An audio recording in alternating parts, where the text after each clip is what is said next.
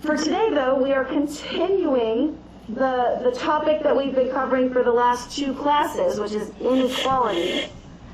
But instead of talking about inequality from an economic point of view, like social class, or a racial and ethnic point of view, today we're going to talk about inequality as it pertains to gender.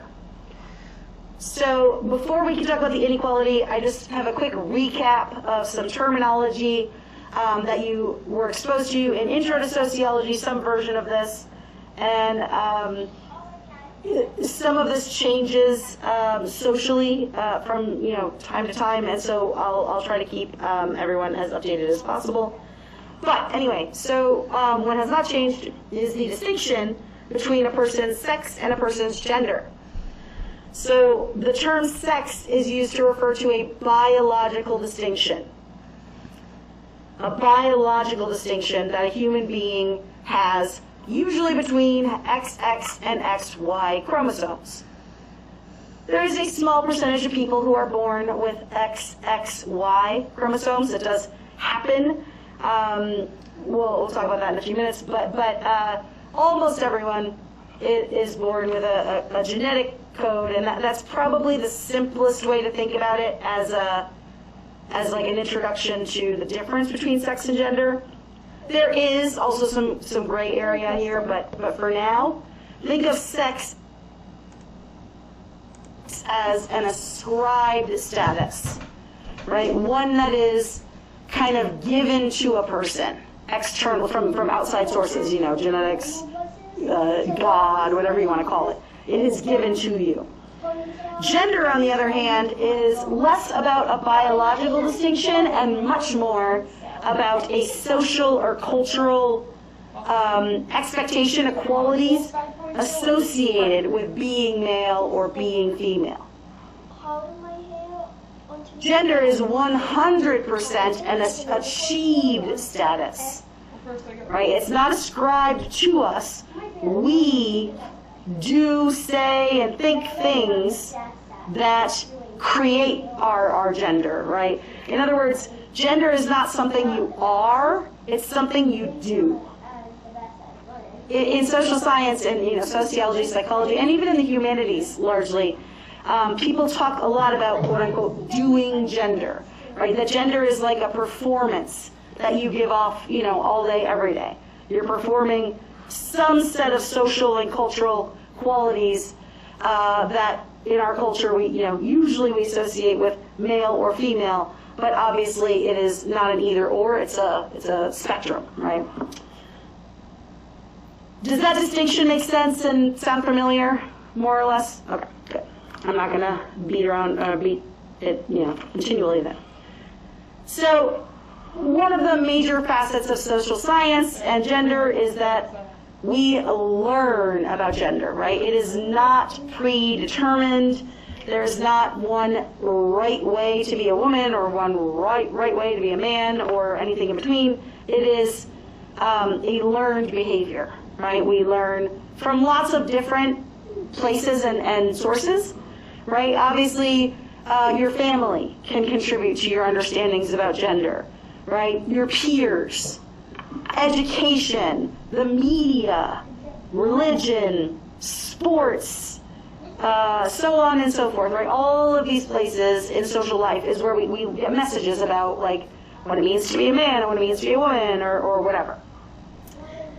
And so this is usually happens in one of 2 ways, either through gender socialization or through learning about gender ideology. So gender socialization is learning about gender, right? The process of creating social understandings about gender.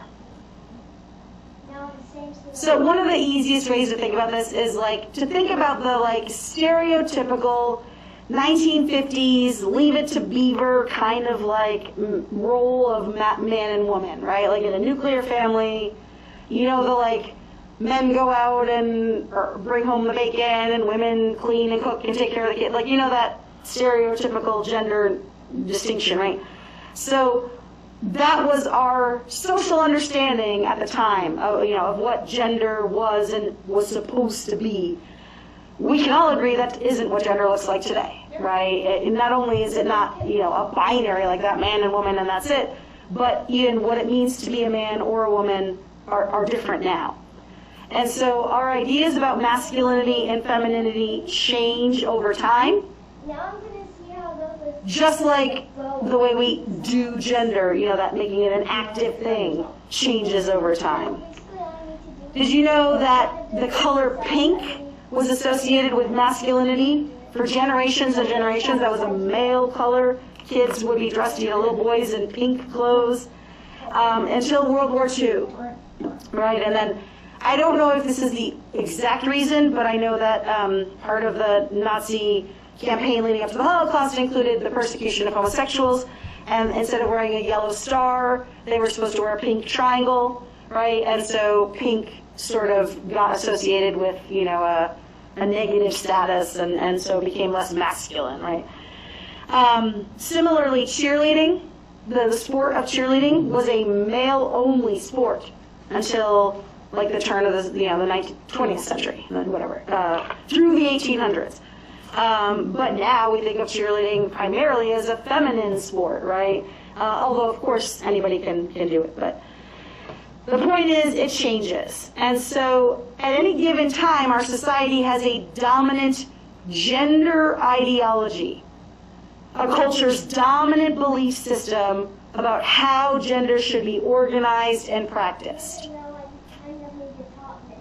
So in the 1950s, right, the gender ideology was very binary, very black and white, right? You're a woman, you do this, you're a man, you do that, and that's all that exists. Certainly, we have a very different gender ideology today, right? Is it more accurate? I don't know. Is it, is there a right one? I don't think so. But either way, we have a gender ideology. One big part of the gender ideology in the United States and worldwide for a long time has been something called the gender binary. Binary means two, right? And the concept of the gender binary is this idea that your gender has to be one box or another. That there's only two categories of people, men and women, right? Female-bodied feminine people or male-bodied masculine people. And part of our gender ideology, historically and arguably still part of our understandings today, is the gender binary. That there are two genders. Brenda, are you raising your hand or just resting your hand that way? Oh no, you're totally fine. Okay, no worries. Resting. Yeah, it's fine. I just happened to see it. So yeah, traditionally or in the past, we have definitely thought of gender as an either or. Kind of like race. We used to think race, black or white, and that's it. Never mind biracial, never mind all other racial categories, never mind people who are mixed race, right? We did the same with gender. And so if you are a person who conforms to that traditional gender role of like a female-bodied feminine person or a male-bodied masculine person, you are called cisgendered. The prefix cis is the opposite of the prefix trans, right? So someone who's transgendered is someone who is not a female-bodied female identifying person or male-bodied masculine person, right? But when people conform, they are cisgendered.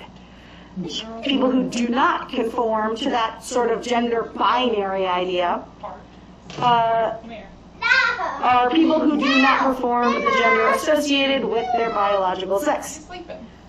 There's a fair bit of terminology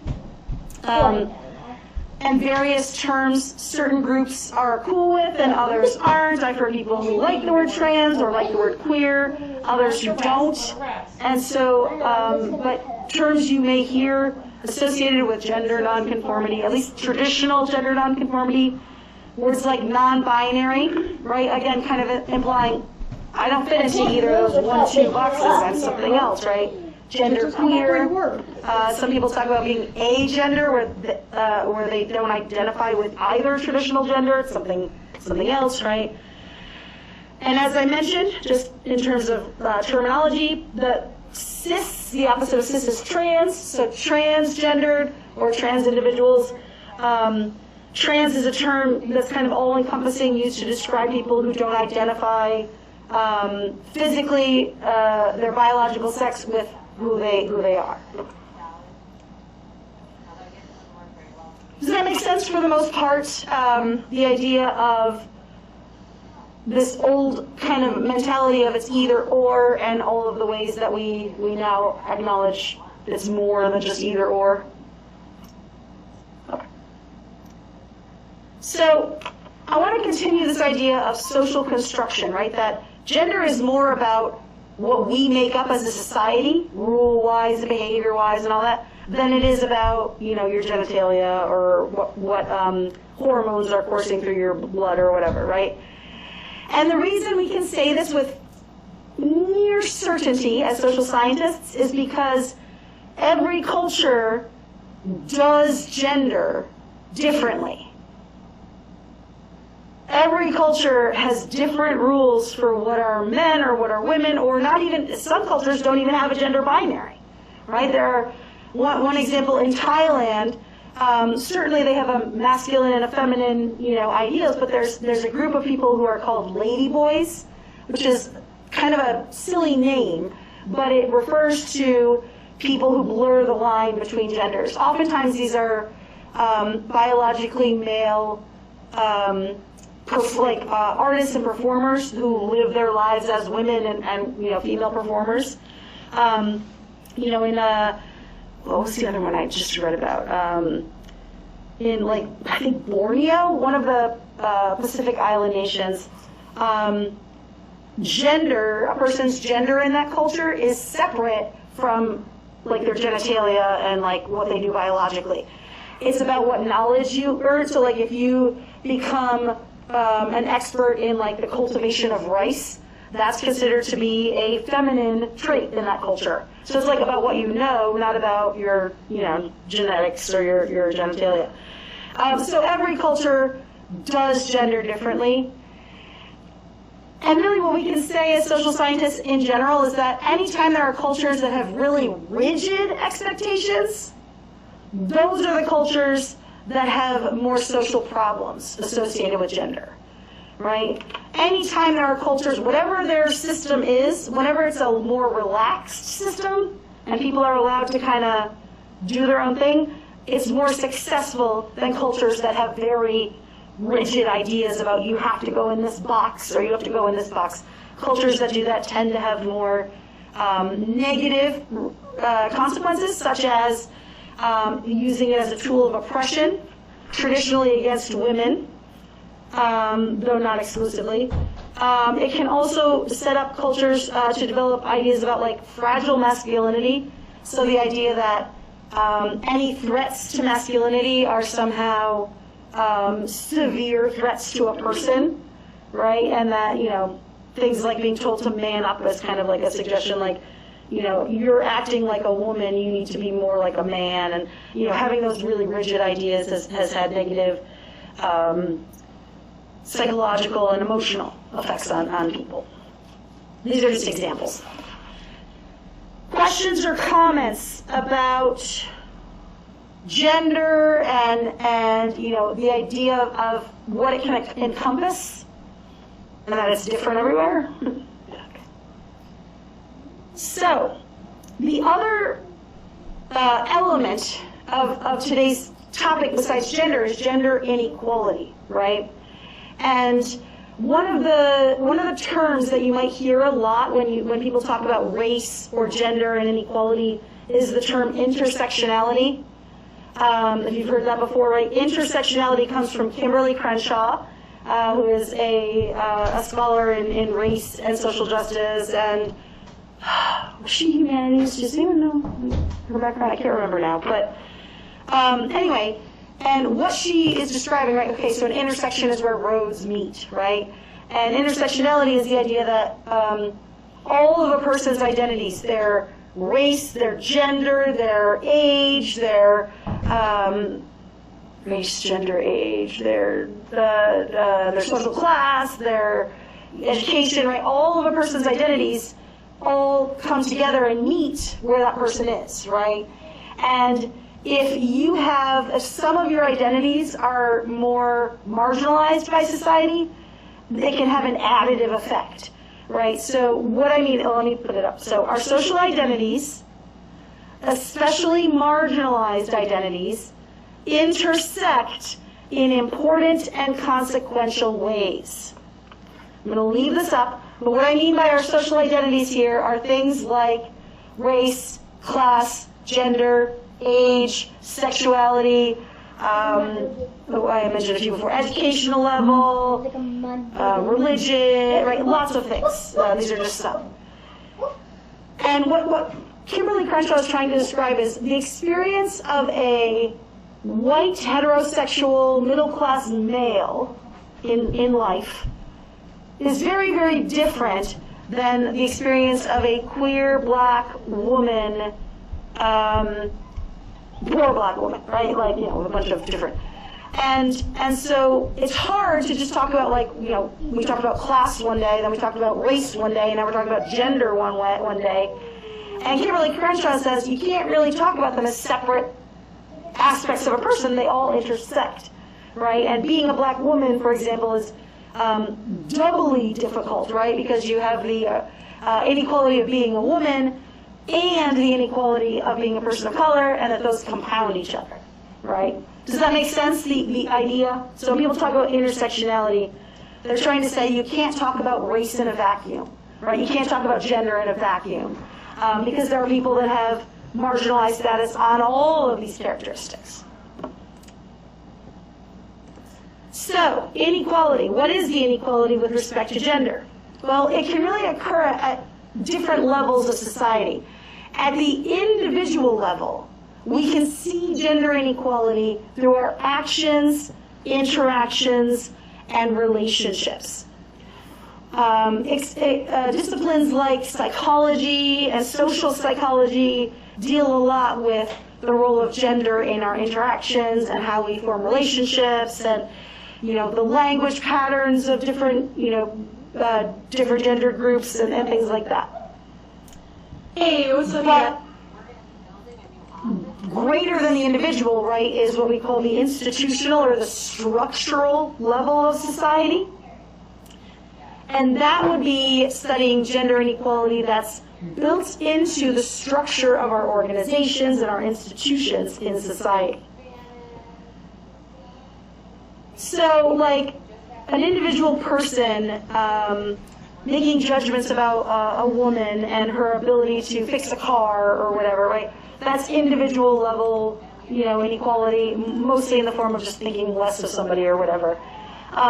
What I'm going to focus on in this class, because we're a social problems class like sociology, we tend to come at things from the more institutional level, but I'm not discounting the individual level here. Anyway, hopefully that makes sense. So one of the biggest institutional or structural level elements of our culture that has to do with gender is that we are a patriarchal culture. Or at least we were and have grown out of a patriarchal culture. It provides the foundation from which many societies create and maintain gender inequality. Patriarchal means it's a patriarchy. A patriarchy is a social system where men are dominant and women and children, I suppose, are subordinate. There does exist in the world such a thing as a matriarchy with an M, which is a social system where women are dominant and men are subordinate. And there are truly egalitarian societies, or there have been in history. But largely, almost all of the Western world, and by that I mean Europe and the Americas, descends from a patriarchy, right, where men have dominated economics, they've dominated culture, they've dominated families, right, all the aspects of society. historically speaking. Does that make sense? Any questions? I don't think so, but now we can debate the extent to which the United States in 2021 is or is not still patriarchal, but I think we can all agree that our foundation is solidly patriarchal, right? So what are some of the elements of a patriarchy? There are three primarily: male domination, male-centeredness, and I want to say male ideology, but I'm blanking, but we'll get there. Sorry. Male domination is the first one. In a patriarchy, men traditionally hold almost all the positions of authority, right? So they are the government leaders. If you look at a picture of the United States Congress, right, and if you look at the same picture for every year for the last 200 whatever years, you will see mostly men. You will also see mostly white, heterosexual, etc., middle upper class men, but we're talking about gender today, so you will see men. There are women, and there are more women than there were in the past, but they are not as many. Men have traditionally held the power positions of authority in families, in religion, in the military, in the education system, and so on. So that's the idea of male domination. Men tend to have authority in patriarchal cultures. The second aspect was male-centeredness, which occurs when a culture prioritizes and emphasizes the activities of men over women. So, for example, if you look at professional sports, right, the men's leagues are infinitely more popular than women's leagues in almost every professional sport, and even those where women's popularity is growing, when you look at salaries and money and advertising dollars and ticket sales and all the measures of popularity and success, right? Male sports dominate female sports. Within the entertainment industry as well, in terms of celebrities and actors and actresses and musicians and all sorts of other areas. And it's not just media; those are just the two that I picked. But that would be a characteristic of a patriarchal culture. Do these make sense? The last one is male identification. I can't remember what I said it was, but male identification, which is that our culture's core ideas about what's good or valuable to society are associated with masculinity. Things like strength and bravery, those are qualities that we associate with being good things to have, right? You should be strong, you should be brave. Whereas traits traditionally associated with femininity, like being sensitive or compassionate, right? Those are undervalued in our society. And so we have a system that is where males are dominant. They hold most of the powerful positions.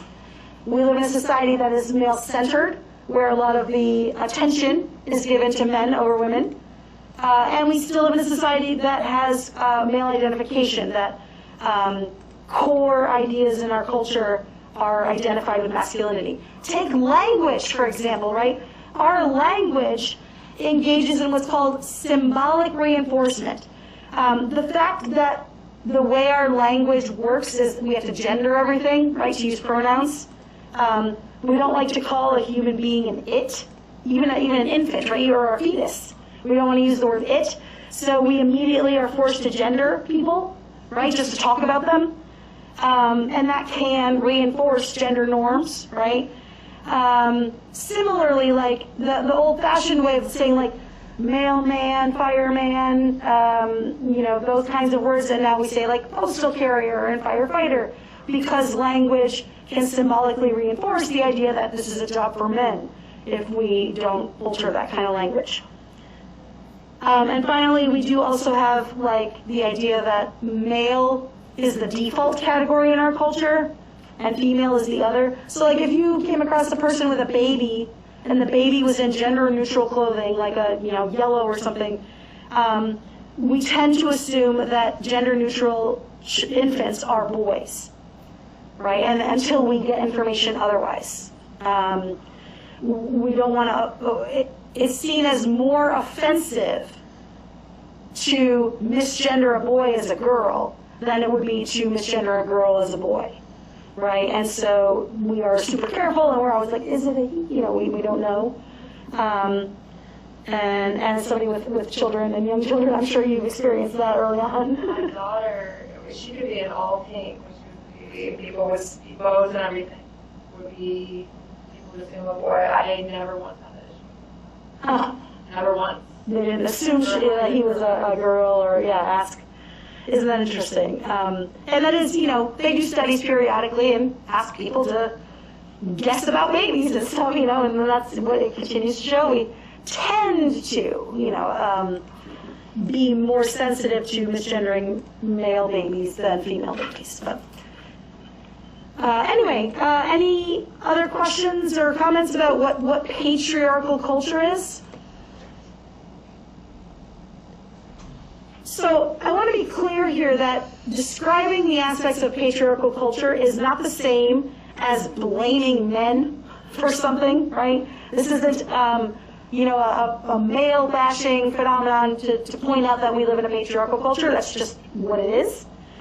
Referring to a culture as patriarchal is not about blaming individual men or women, for that matter, for the status of gender relations. None of us created the system that we live in now, right? But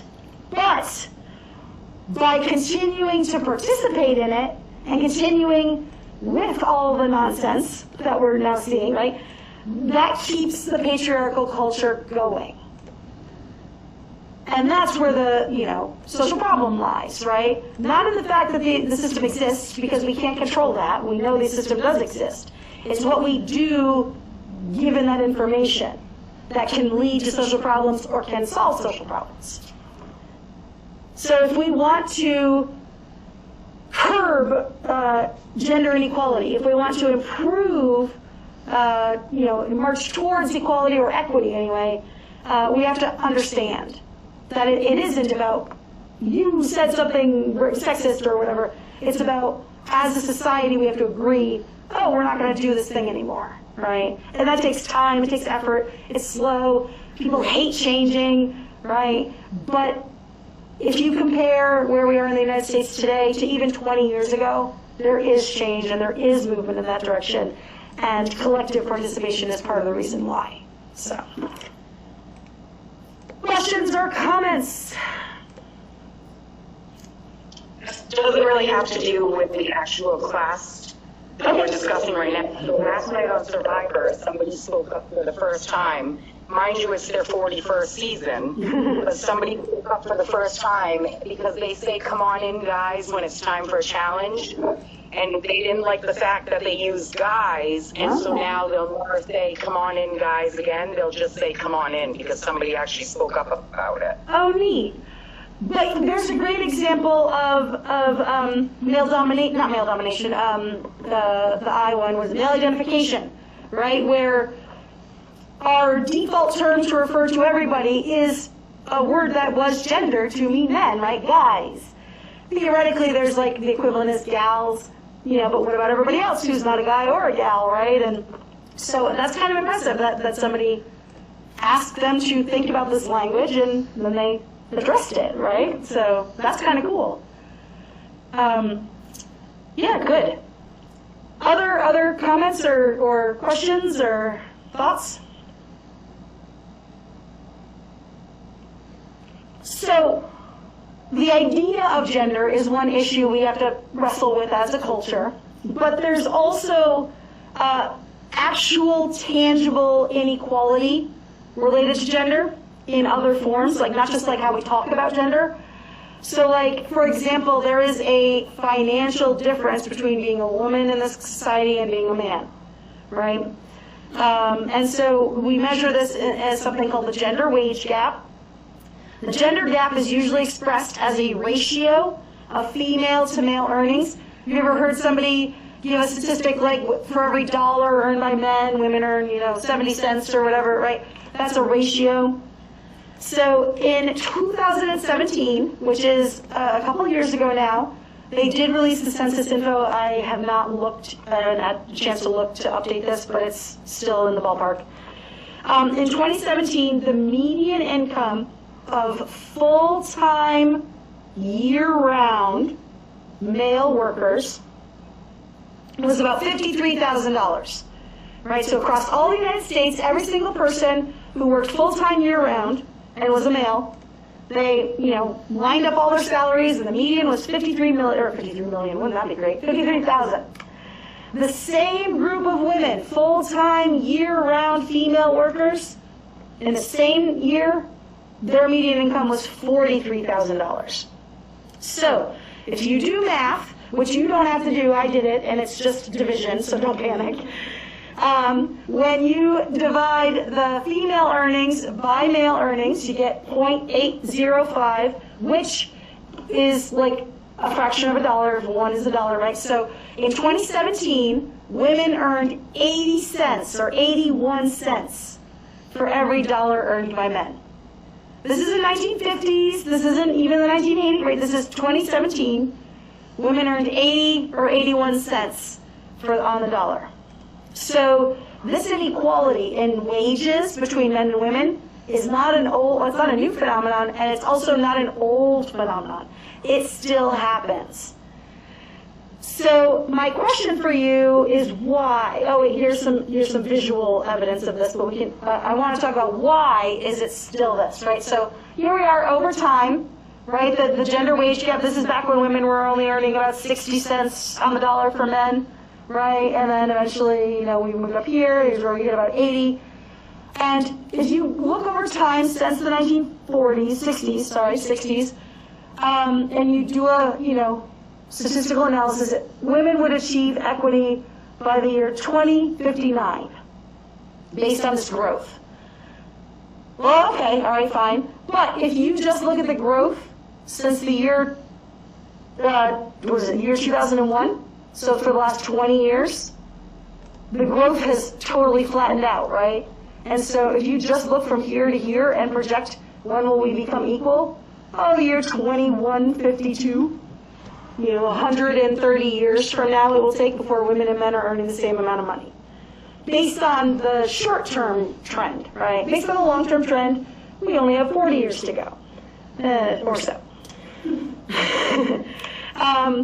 Here it is in dollar amounts, just another way. So I was showing you annual income. This breaks it down by weekly earnings, right? And so each racial and ethnic group and gender. So remember we talked about intersectionality and how, being a white man, for example, would be the highest group of earning, right? Whereas, if you're a woman, you're already disadvantaged, and if you are non-white, largely you're disadvantaged, although, as you can see, Asian men do fairly well. And so it also compares it to the year before, 2016. But I will leave these charts, they're from the book, so you can look them up in the book. This is table 4.1, it even says right on there. I don't remember what page it's from, though, I'm sorry. And then one more, just to think about intersectionality. This is the wage gap again, but by racial and ethnic group visually. Right, so white women, this is where we were earning, 60-65% of what men earn, and here's us going up to the 80s, right? But as you can see, black and Hispanic women have never earned the same amount. In fact, a Hispanic woman in the United States today still only makes about less than 60% of what a white man earns on average, right? And about 70% for black women, or 67% or something, but. Again, we're Asian and Pacific Islander, the racial and ethnic group tends to do better economically. So we only started measuring that in the 80s, so it's not all, that's why the line kind of starts there. But the chart is on page 61. Oh, thank you. The dollar amount chart is on page 61 for anyone who wants it. I'll make a note of that in here. Oop. Sorry, hang on. There we go. So why, right? Why are men and women earning different amounts? Don't we have a law, right? Like, I can't, as an employer, have two employees who are equally qualified and just pay one more than the other because one's a woman, right? We can't do, that's individual level discrimination, right? And individual level is somewhat regulated, right? Equal opportunity employment and sexual harassment and things like that. So what would account for there still being at least a 20-cent difference, if not more, depending on race? A couple ideas. We'll do 1, 2. If they're in different fields or jobs or careers, it's not apples to apples. It doesn't seem like the Asian Pacific Islanders being paid more for the same clerk job at Foot Locker. Right. I mean, it seems like it's because they're in 2 different jobs. That's a great point. This does not account for the type of job being done. Absolutely. So, Yeah, let's hear them all. We'll talk them all out. Hispanic women, Uh-huh. Hispanic, a large portion still immigrating into the country. Mm-hmm. And so education is a huge factor in what jobs they can get. And how well paying they are, yep. As well as legal status on Mhm. the jobs they can get. So number one, that is probably a very good sense of why it's flatline. For any non-white group, honestly, I For any mean, non-white group. yeah, yep. Hispanics in general, why it's so low and why it's flatline is Yep, its legal status affects your ability to work, and it's such a continuous stream throughout time that it's not, you can't build upon right, it easily. right. Number two is, I think the reason we're starting to see some stagnation now is we've seen a lot of the individual has taken hold. Now it's the individual level is even. Like you said, there's the difference in job fields. Right. But we're even seeing some of that mostly let it start to level off. So the reason the plateau I think now is, let's look at women's sports just in general Yeah, versus men's sports. They're both in the same field, but they're hugely different pay scales. And men in general is so wildly outlandish. yeah, millions and millions per match or whatever, and yeah, Hundreds of thousands yeah, for just being a player. yeah, Like that's your base minimum salary is a couple $100,000 in the NFL. right. It's 5 figures for women, I'm sure of that. Huh? For women, I'm sure it's a 5-figure salary, only 5, And yeah. that's Yeah. from the highest. Right, And so, right. But then you look at something like tennis. Women are equal or low and higher paid at times, depending on the year. Right, But there's no equivalent for like the NFL. There's no right now. There's no current equivalent for Major League Baseball. right. There's no current equivalent for NHL. And equivalent to even using that word is a little, like, Yeah, there's no- but yes, I hear you. There's not even a league. There's not even a league. Yeah, yep, yep, So I hear that's you. a huge problem. I think some of that jumping too was the same with entertainment. There was a huge jump in women's pay in entertainment, relatively within the ballpark instead of before. It was- I understand you're not saying it's, we fixed it, it's done. I hear you not saying that. Yeah, don't worry. Outlandish before, and the Right. same thing with music and everything else. It was so outlandishly crazy that now it's kind of close. We're getting there. So, but those outliers were huge on the impact of the whole statistical, and now those are gone, improved. That it's now fighting over that last bit. But I mean, even in the last, and I know I've seen people talk about 70 cents on the dollar for the last 2 decades. Yeah, It's not, actually 80. and it's up to 80, yeah. So I mean, we're still clawing at that. It's just. It was It's getting a lot harder to 82. get all the low-lying fruit first, and now we're like scraping at it, and it goes back to a statistics issue that I dealt with quality assurance a lot, called we use the Pareto chart to explain it. You know that the initial first problem is usually over 50% of the problem. Right, right. You And you can not clear the that. issue, you clear that right away, which is the individual problem. Now you're having to deal with all the other stuff, and you're going to get diminishing returns if you fix Yeah. issues. And that's where we're at now, is at the diminishing return. Exactly. Part of the problem. This 40 or 50 or 60 years is training people to stop being just straight out sexist, right, to one another. We've largely accomplished that. I can't just say you get $1, you get 80 cents or whatever. But now we've hit a point where we've done all we can on the individual level. All we're left with are the structural problems, and those are harder, more expensive, less pleasant to deal with, right? And the Yeah, return on that overall, like you getting rid of one of those institutional things, might bump it a little, but maybe 2 cents. Yeah. Whereas knocking out individual level racism knocked out took a big 40 chunk. cents or 20 cents or whatever Yeah. whatever it is you use.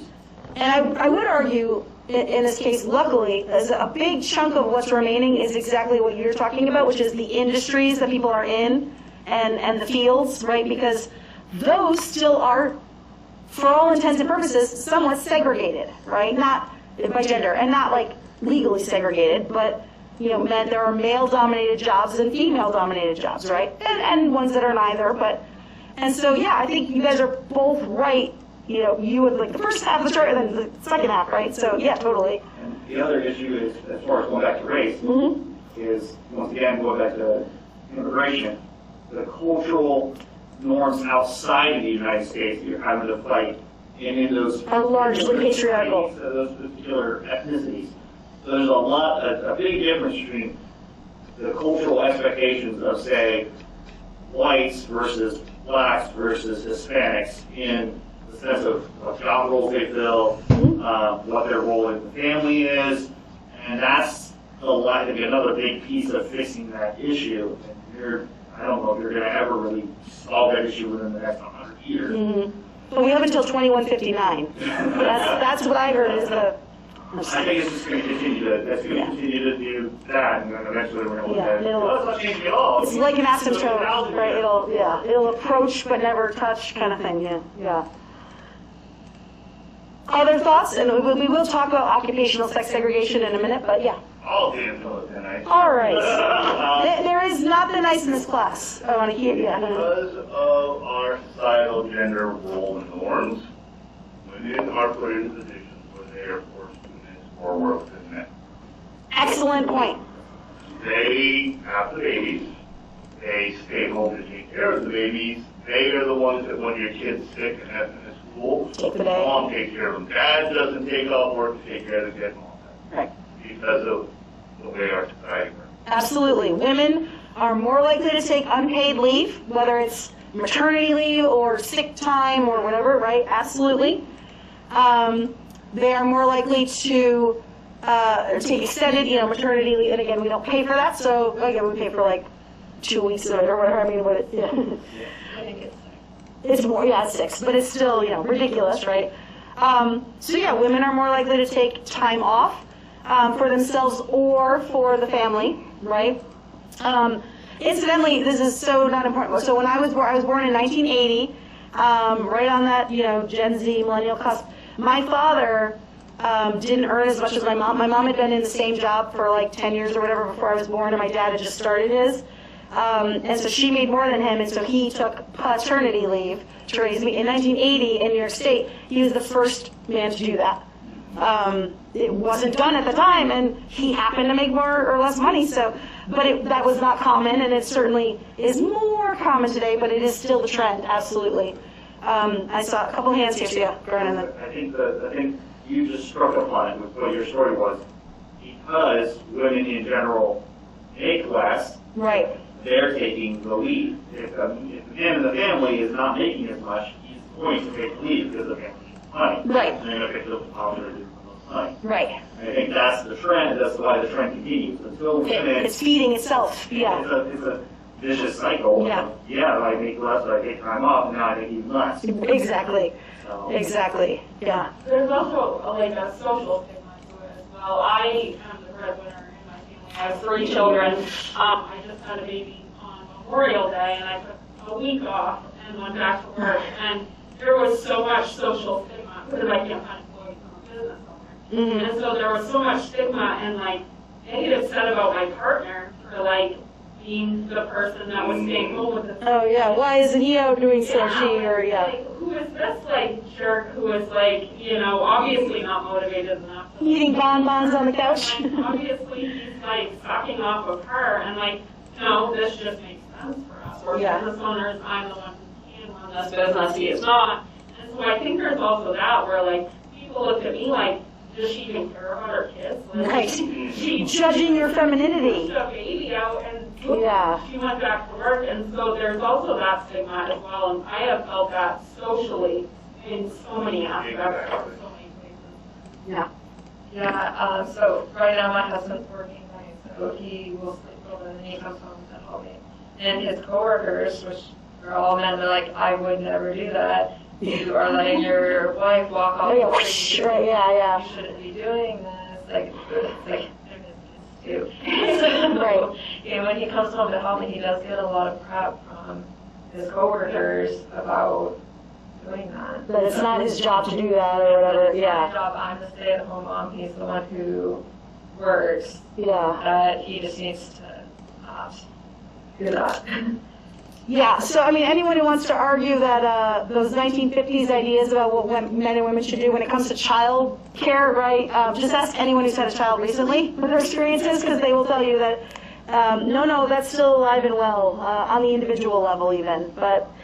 And especially now, like with COVID and everything, like, yeah, it's easier to stay home with your kids than put them in childcare. It's expensive and it's safer to, if the cost outweighs, staying home rather than you, like my mom, I was one of 5. It was easier for her to, only have us in daycare a few days a week than to be home with us. Right. When we were really little. Right. Well, to go back on the COVID stuff, they charge you whether your kid can be there or not. So, like, my child is crazy this week, but I'm being charged. You're still paying for it, right. And I understand, like, you want your spot. Right. Yeah. Try it.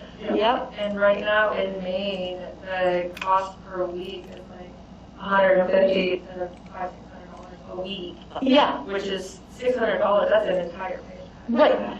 My sister and her husband, it was a paycheck, like, they had to decide, are we both gonna work or is one just gonna stay home? Because it's literally the same. Like, the entire paycheck will just go to childcare. And then you add more kids, so you have like 2 to 3 kids, that is just absolutely not feasible. Yeah. Until your kids get to public school. And Yeah. you're staying home, so you're not advancing your career. Exactly, right. Part of that, taking the time off, taking, child rearing or whatever, also means not going up for promotions or not earning, what's experience, longevity, there's a word for that. How long you stayed in the job. Huh? Tenure, or, yeah, anyway, yeah, you get the idea. Seniority is the word I was looking for, thank you, yes. But all of them, you're not earning all those things when you're watching the kids or whatever, and it does tend to fall to women, and that also contributes to it, so definitely. Yeah. Oh, no. According to society, men are. Yes, and when they do take care of children, their own children, they are babysitting. Yeah. The bigger one for me is when women go out without their kids, and people are, where are your kids? Yeah, they're with the other person raising them. Yeah, like, what? Yeah. You go to school, I take a full day on Thursdays to attend classes, and I can't tell you how many people are like, what are you doing with your children? Like, they have a father. Yeah, there's a whole other human who can take care of them, yeah. These are, this child care issue too, it wasn't what I was thinking about when I talked about gender, and no, but it is clearly intersectionality, right?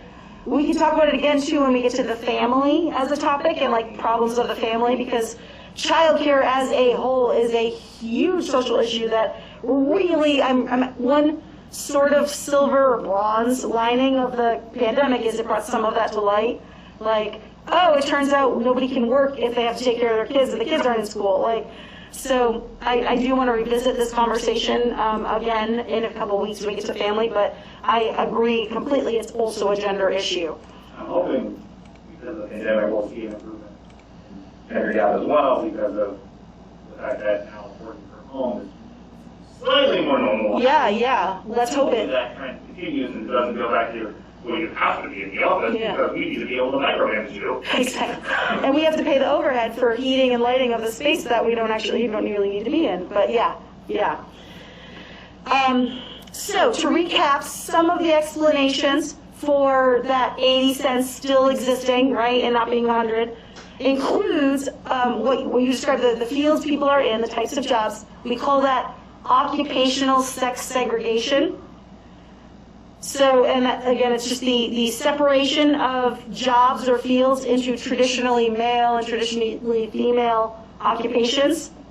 Not all jobs are sex segregated, but many are. Take, for example, like the classic, doctors are men and nurses are women. Even in the medical field, there's some occupational sex segregation going on, right? Or in education, Women are more likely to be elementary school teachers, younger age kids. Men are more likely to either be older age kids or administrators in schools, principals and things like that. But also, I'll explain the other. So one of the ways that we can segregate jobs is what we call horizontal segregation, where it just happens that different types of jobs are done by men and women. Traditionally, it's women have done more non-manual labor kinds of jobs, like service sector jobs, retail, those kinds of jobs more, and men have traditionally done more of the manual labor kinds of, manufacturing and stuff. So that's one way we can talk about being segregated, like just in different fields. But there's also a vertical segregation going on, which is that the kinds of jobs that men do pay more than the kinds of jobs that women do, which is exactly why it contributes to that dollar amount difference, right? So men are in the higher paid and most desirable occupations, while women remain in more lower paid positions. I don't remember what is in the notes for you to write down, but I have this visually on the next slide. So if you look at this, green is women and orange is men. I guess they didn't want to do pink and blue, but whatever. These jobs up here, this upper chart is the highest paying jobs, right? So things like financial managers, lawyers, CEOs, engineers. And as you can see, almost all of these jobs are primarily done by men. The exception of financial managers looks to be about 50-50, right? Not very segregated. But everything else has at least somewhat of a majority of men, right? The highest paying jobs in the country. This is the gender composition of the lowest paying jobs in the country, right? Child care workers, personal health aides, cashiers, dishwashers, And now there's more of these that are more than 50% masculine or men. It's not quite as one-sided as this, but certainly we see way more women in these lower paying jobs than in these higher paying jobs, right? And some of that can be experience, some of that can be education or loss thereof because you're taking time off. Some of it can be the simple, like, personal choice, like some people just don't like doing certain kinds of work, but we can see here a trend that men are in the higher paying jobs and women are in the lower paying jobs. So even if you're paying all your dishwashers the same, right, it's a bad example because that's a male dominant. Even if you're paying all of your architectural engineers the same amount, if they're men or women, you're giving men, this much salary and only this many women getting that salary. So, does that make sense, they're in different fields idea? Also looking at those jobs could be like part-time or like more flexible hours if you're working. Absolutely. Host, hostess, cashiers, childcare workers, laundry workers, food preparation, right? A lot of those are either entry level or more flexible. Yeah, definitely. And I don't even know what miscellaneous entertainment is. I don't know what all of these are officially. I'm sure the census has a specific definition for what that is, but the trend, the gist of what's here makes sense. So that's one explanation for the gender gap, is women don't concentrate themselves in higher paying jobs, right? Another explanation is something called the glass ceiling, which you may have heard of before. So if the ceiling were made of glass, right, you would be able to see positions above you, but you wouldn't be able to reach them, right? So the glass ceiling is a set of institutional barriers within a workplace hierarchy that prevent women from reaching upper level positions in male-dominated fields. I mentioned that if you looked at the Hall of Presidents or Congress or whatever, for the last ever, you'd see a bunch of men, right, on the wall and not anybody else or very few women.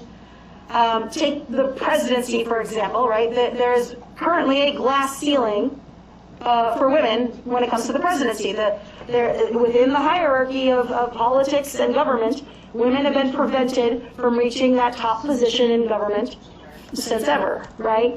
In what is a male-dominated field. for a long time, nursing actually was seen as having somewhat of a glass ceiling as well. Sorry, not nursing, because that's a female-dominated field.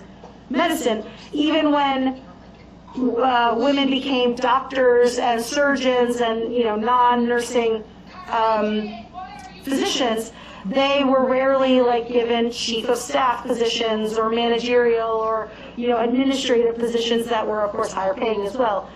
They were constantly are left kind of at the the basic level for those medical positions. On the other hand, in female-dominated fields like nursing or education,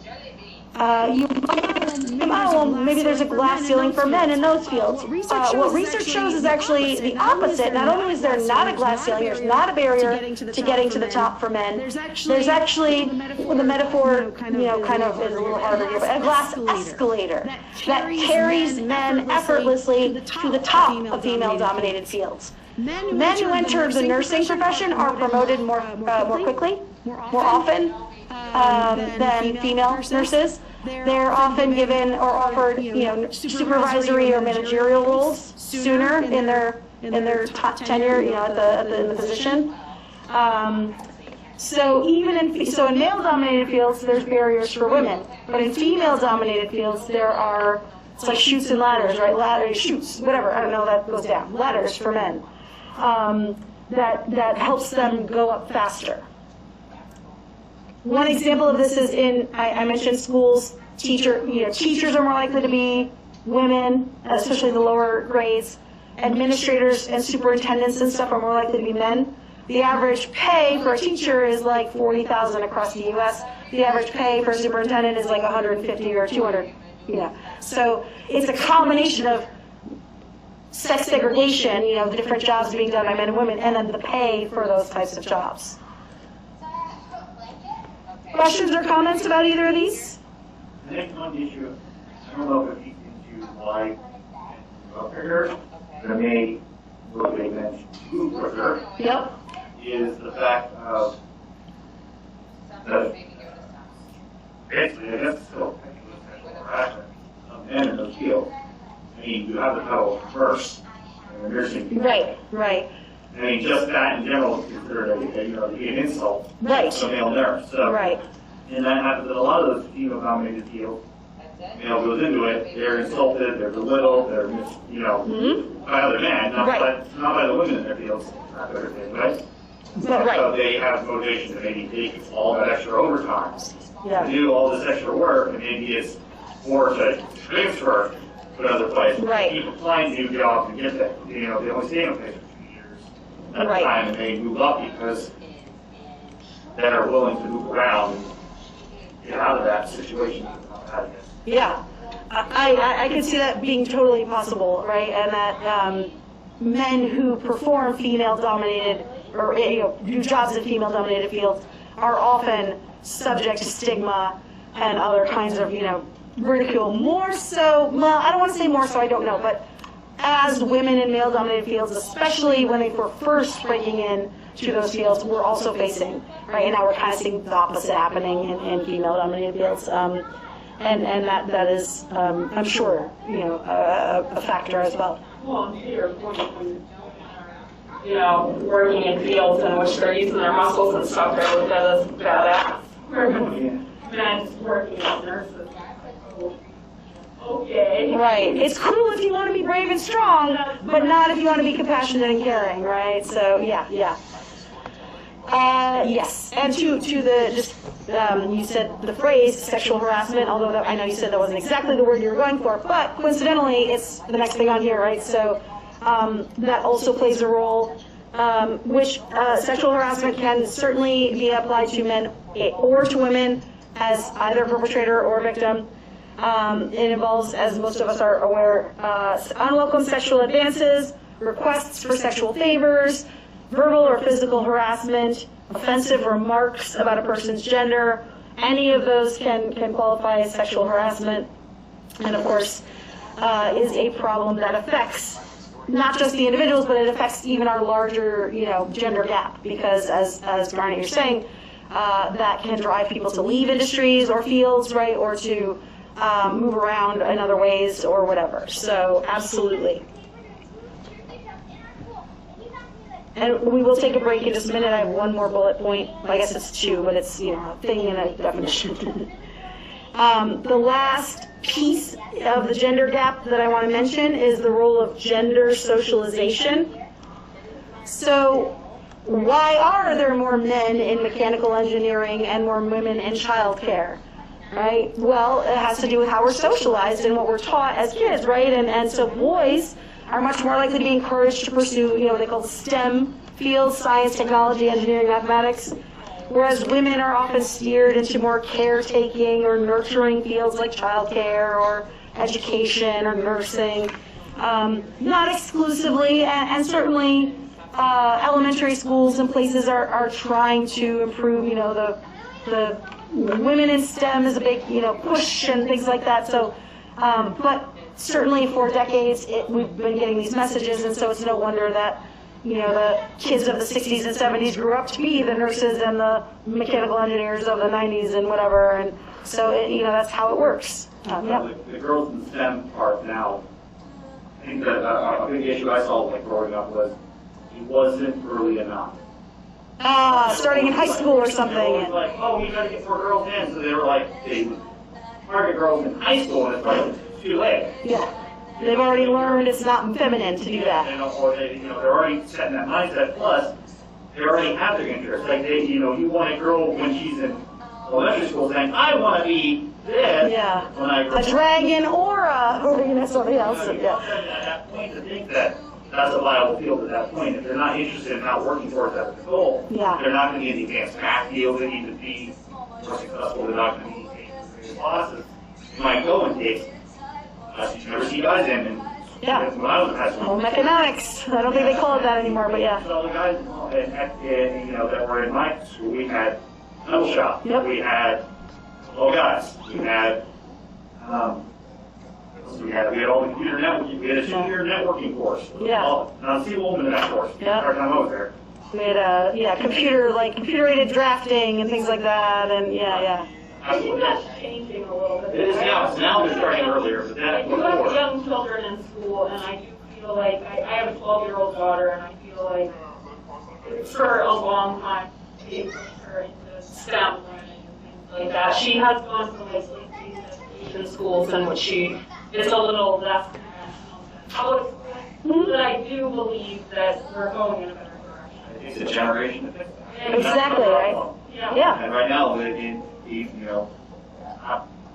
in that generation, that maybe once they graduate, then we'll start to see that generation gap is over there. Yeah. My two youngest are boys, and I believe that that's where the injustice is happening right now. I believe that we're lacking in allowing boys to be soft. They aren't getting encourage them to go into caretaking fields. Yeah. Just letting them play with the dolls if they want to. Yeah. I feel like we're getting somewhere with girls, but I think we're lacking in boys. We're lacking in boys. Excuse me. You're right. I have 2 daughters that are in public school, one that's in 7th and one that's in 11th. Yeah. They both got on a science track early on. Yeah. The older one's been taking AT stuff. She wouldn't have been able to had she not been able to start 8th grade science years ago in the middle, and likewise. Yep. We're doing well with girls. And I have friends that live in Florida, North Carolina, other places. No, I do. Family friends and who also have kids similar ages. Yeah. And public schools are very different where we are to other places. Private schools are different, culturally and regionally too. Mm-hmm. My degree is in education right now. In Maine, really being pushed throughout the public school, specifically. And obviously reading, that's always out there. But Right. math and science is really... Social studies. I only had to take one class for so, Yeah. I was going to add, my sister was published in the Journal of Society. Congrats to She her. was one of the 7 people in that wrote the article. I think it was like 3 boys, or 4 boys and 3 girls, and she was the only girl from the U.S. And they were all, I think there was like, Wow. Sorry. just kind of going off the, and she just transferred from her advisor moved, but when she was at Georgetown, I think she was the only girl in her program Yeah. from the U.S. There's more in Michigan, but then there's It's just not as popular. very on our PC, and it's very, very interesting field. Very, not that from the U.S. that are for girl that Yeah. Yeah. definitely watching. Clearly, it's not holding her back, though. That's good. But yeah. One of the problems we're dealing with is the fact that economic inequality, these systemic problems are having their benefits. And you ask those people, Sorry. it's asking them to work against their if they want, we'll talk about the glass escalator. Yeah.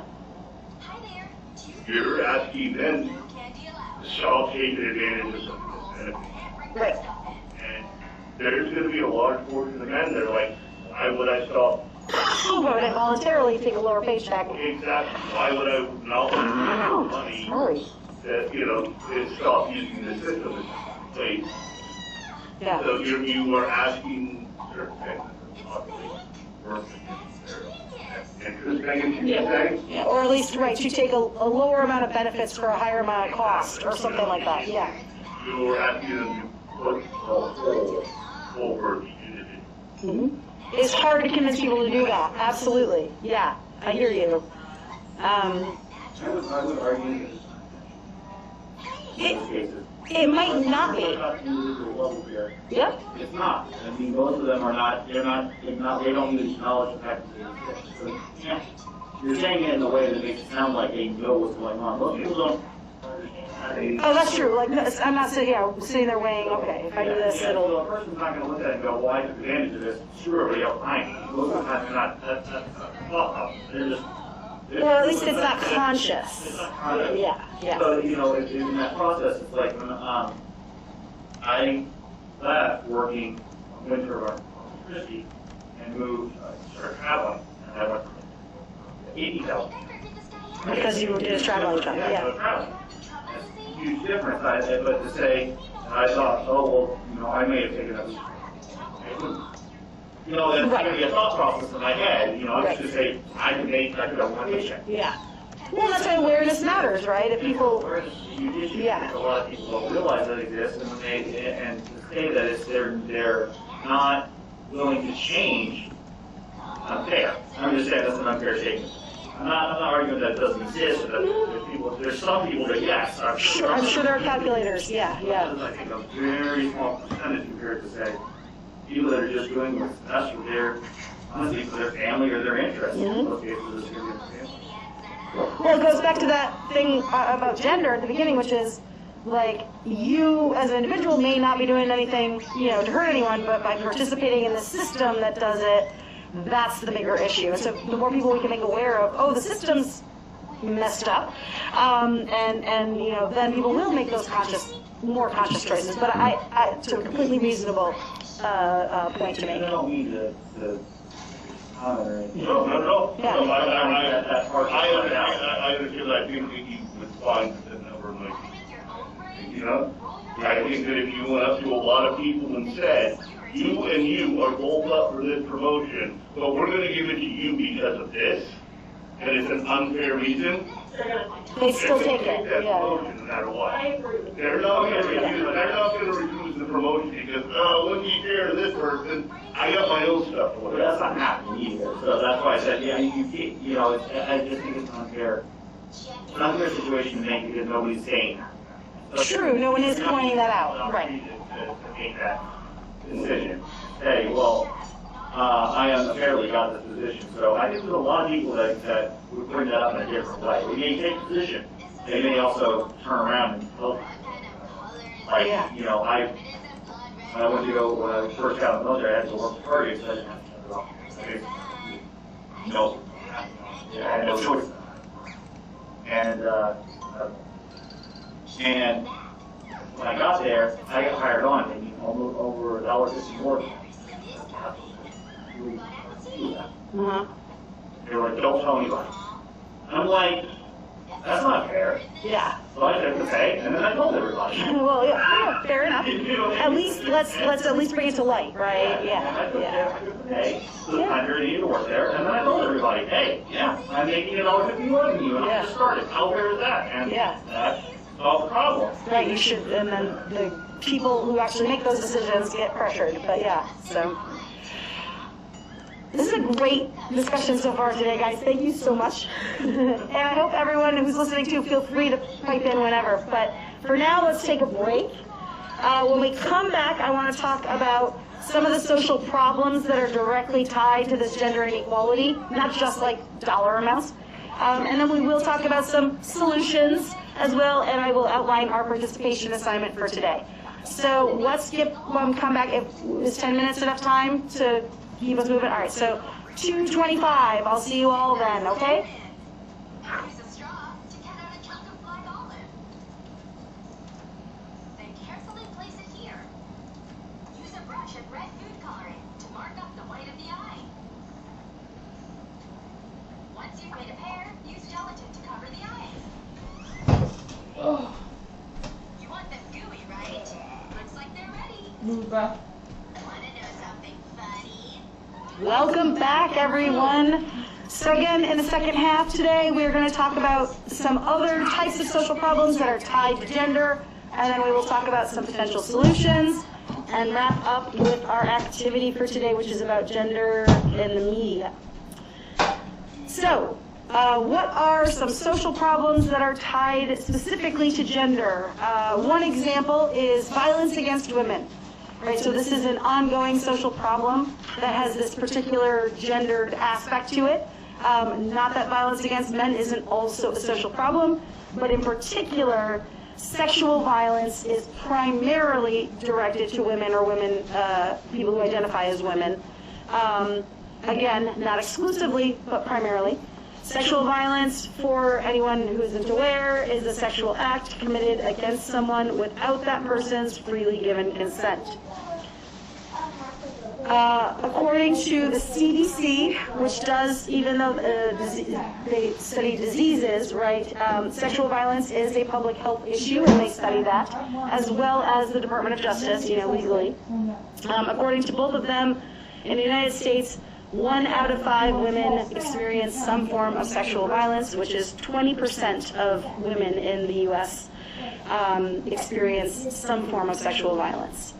And that is I don't know the number off the top of my head for men, but of course it's much, much lower, statistically significantly lower. And it plays into some of these other issues we're going to talk about. For example, rape culture is another. Rape culture is the normalization of sexual assault and other forms of sexual violence, in particular against women. Again, obviously men can be victims of sexual violence and sexual assault, but rape culture, that phenomenon, is often specifically targeted at women and objectification of women's bodies and teaching of men that they have the right to or access to women's bodies. So in general, we define rape culture as social norms, cultural practices, and social institutions that condone men's objectification of and access to women's bodies. In fact, the Reuters Foundation, Reuters you might know as like the news organization, there is a Reuters Foundation, like a public nonprofit kind of institution, and they were ranking the most dangerous nations in the world for women, and the United States was number 10, the 10th most dangerous country on the planet for women in terms of the risks of sexual violence. So this is an ongoing problem that we sort of excuse or use as a form of entertainment jokes about sexual violence or plot points about sexual violence that are, gratuitous, those kinds of things in our entertainment industry as well.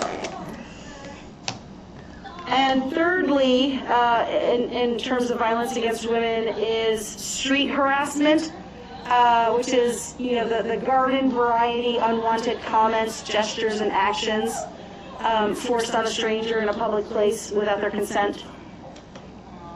Men are more than twice as likely as women to report feeling safe walking around their community. If you just ask them, do you feel safe in your community alone? Right? Men are much more likely than women to say that, even in their home, in their home community, right? Because women are much more likely than men to face no physical contact, right? But comments, gestures, actions that are threatening and or, sexually motivated or whatever, without their consent. And this includes things like cyber harassment or digital abuse as well. So, on social media and on the internet.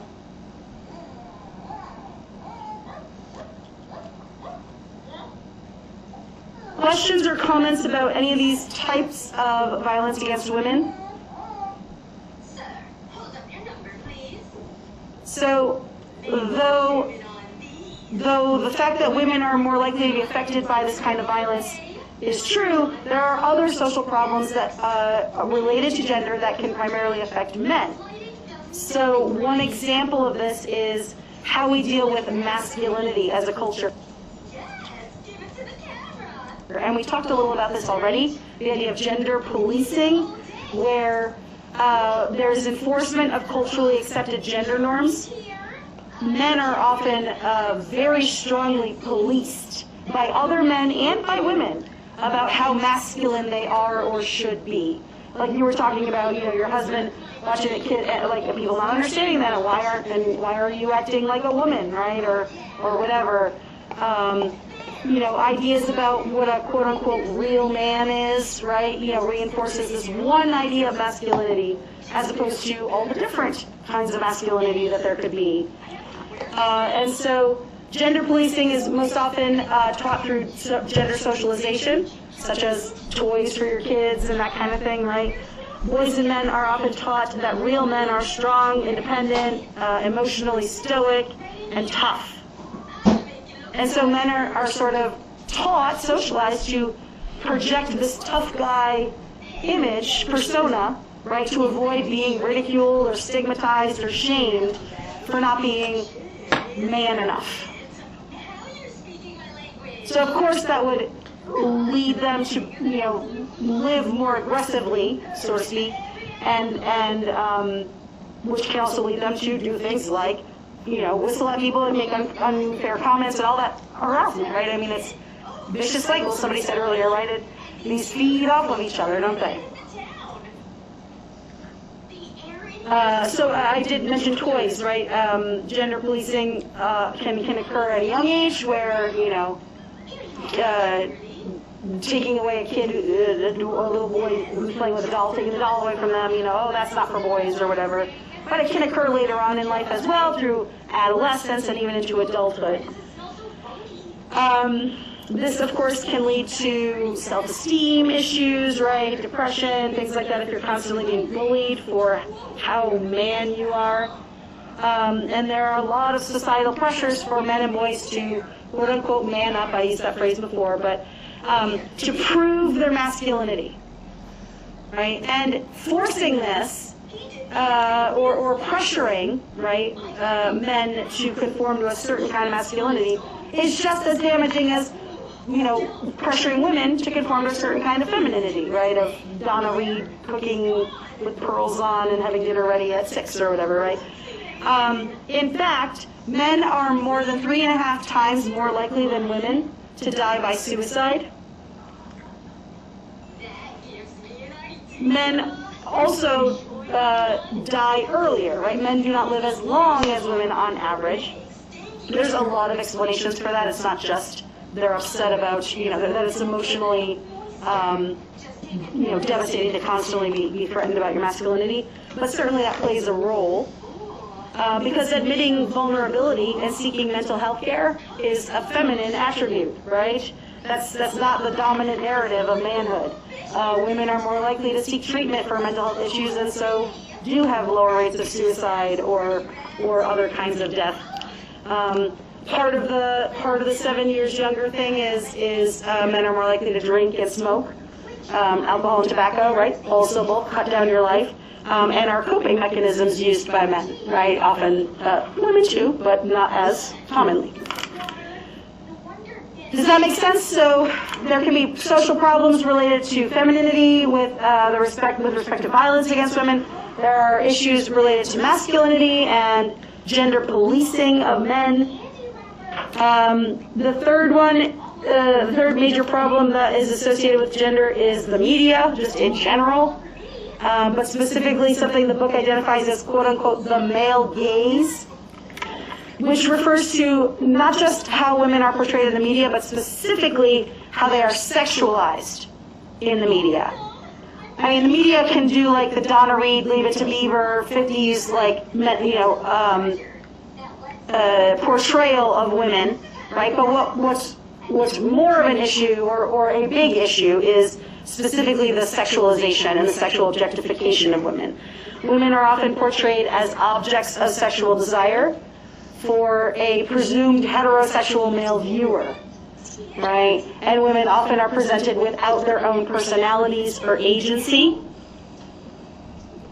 One of the authors of our textbook, Marian L. Troutner, I think she's the third author. I went to graduate school with her actually, and she studies pornography and prostitution as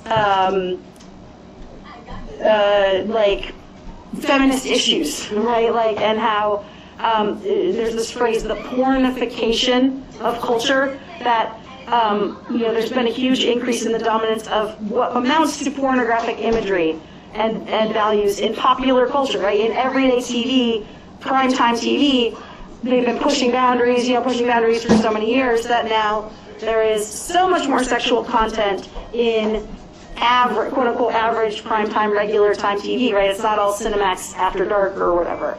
And so by having sex just more ingrained in the culture, it contributes to this over-sexualization of men and women, for that matter.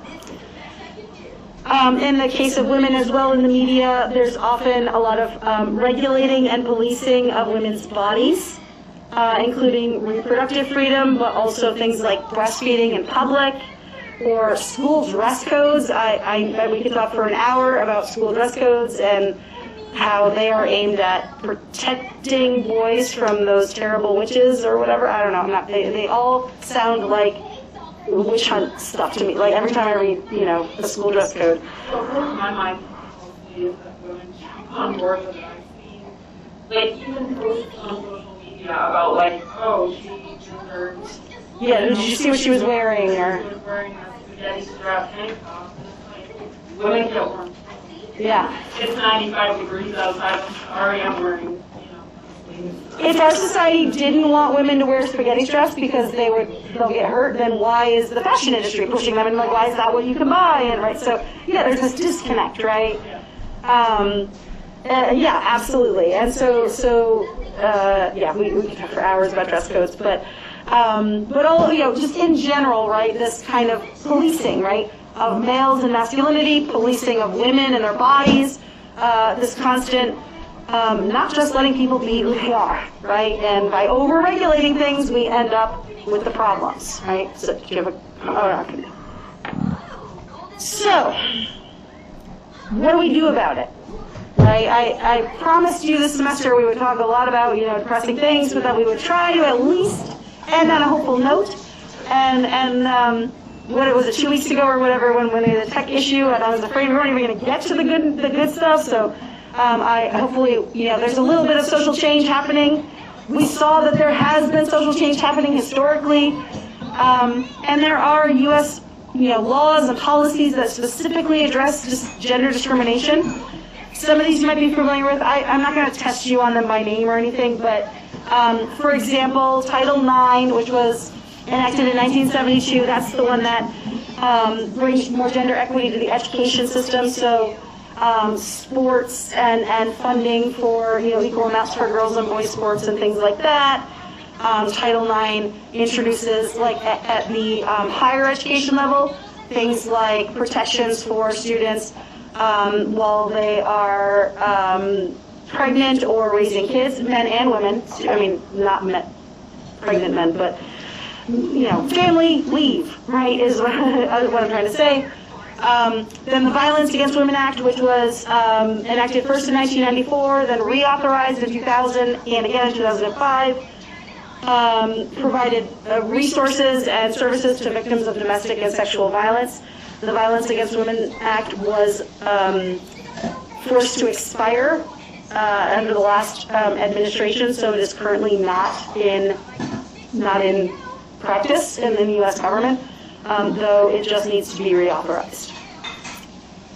And the third one is the Equal Pay Act, which was originally introduced in 1963, which was protections against pay discrimination, but it wasn't really enforced for many, many years. And so in 2009, the Lilly Ledbetter Fair Pay Act was passed, which increased enforcement and, penalties for employers who were found to actually be paying men and women differently and that kind of thing. So it was, there needed to be a step up of enforcement, but the original law was enacted in 63. And there's also been a variety of gender-based social movements trying to address, for example, things like harassment. Maybe you've probably heard of some of these, the It's On Us campaign, the Me Too movement, the Time's Up campaign, all various kinds of, in this case, social media pushes, but to bring about awareness and change with respect to gender-based violence, gender-based discrimination, and other related social problems. Questions or comments about any of these?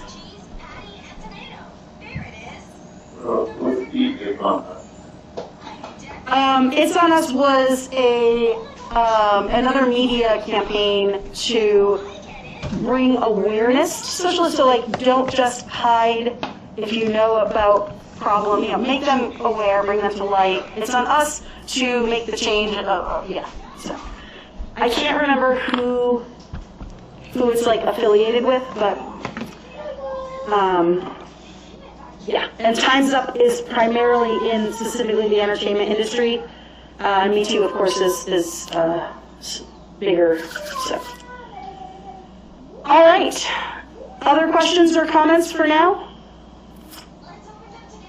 So that brings us to our activity for today, and I want to focus on the idea of gender and the media, both sexual violence and objectification on the side of women, and masculinity on the side of men. And so there are two great documentaries about these two issues, but they're long, and so you don't have to watch either documentary, but what you do have to watch is the trailer from one of them. So you are going to, for your activity today, choose a trailer, either the trailer for Tough Guys 2, Violence, the Media, and the Crisis in Masculinity, or the trailer for Misrepresentation, which is about how women are portrayed in the media and in music videos and things like that. They're each like 3 or 4 minutes long. They're not great. No, I mean a little longer, but under 10 for sure. Pick one, whichever one strikes your. Okay, that's it for this. I have both of those videos I'm gonna record at some point.